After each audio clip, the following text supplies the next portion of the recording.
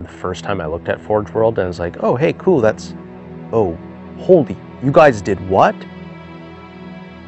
There's just way too much. You can't keep it all in your head at once. It was so beyond our production capability. We were just like, you know, that's crazy. We can't do that. I couldn't stop the artist who started creating it.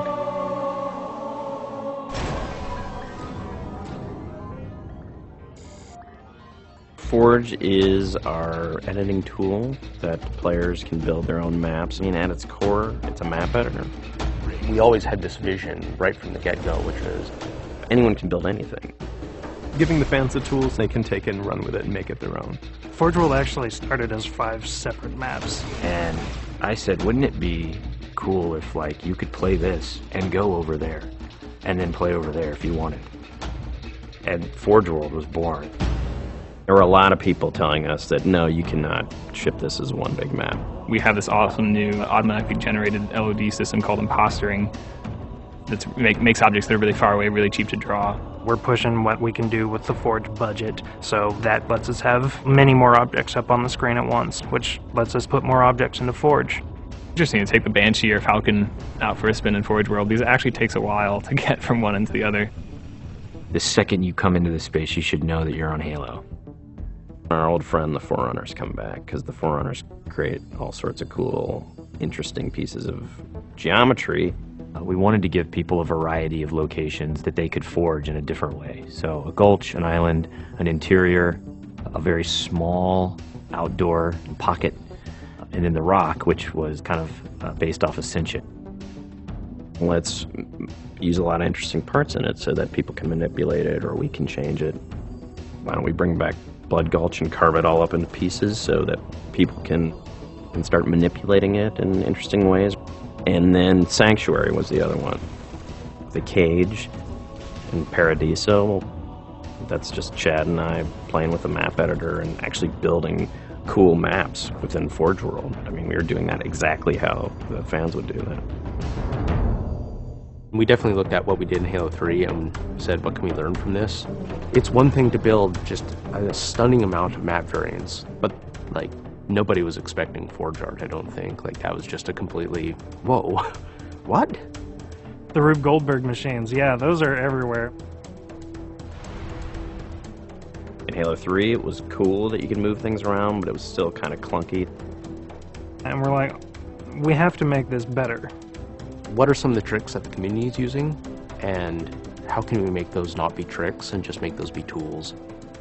We took that stuff and made it like a real feature. There's normal, phased, and fixed. So normal is like Halo 3 style, you know, it bumps into stuff when you let it go and it falls to the ground and moves around and stuff. And fixed is the same thing, except when you let it go, it stays exactly where it was. And then phased is the coolest because it means that while you're editing the object, it's not actually interacting with the environment. You can put it through a wall, you can put it, you know, through other objects. Which changed everything for Forge, like immediately. It's much easier to build a Forge space. There's snaps and rotates and degrees and units that you can move things. You can be very precise. The camera controls, it's actually really good for object placement because like little touches on the stick don't translate into really sudden jumpy movements. And then we also have a fine editing mode. You click the stick in and then your camera starts moving very slowly. You're not spending like 3 hours trying to get one block to line up directly to 3 other blocks. You can select individual objects and say, get rid of all the objects of this type. So if you're trying to get rid of all the spawn points on a map because you want to go and replace all the spawn points, you can do that. You can do custom colors. You can take these Forge pieces and say, hey, that's blue. So the blue base can truly look like the blue base. Reach's expanded sandbox includes new things like, you know, jetpacks. And if people want to build some sort of 3D map and really make use of the jetpack, they can do that now. Custom game options and Forge go together like peanut butter and jelly. You're able to do things with game types that people might not even expect. My favorite example is King of the Hill, where the warthog is the hill.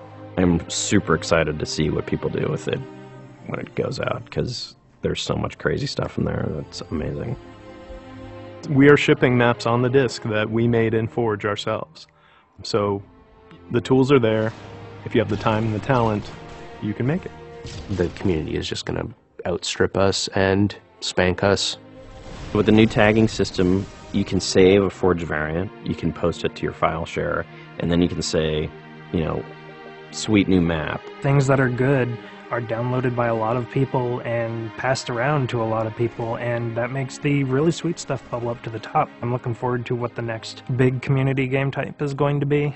We realized that Reach was our swan song to Halo, and what better way to do that than to let people do what we've been doing all along, which is creating new cool maps. It's nice to go out with a bang, and this is a pretty big one.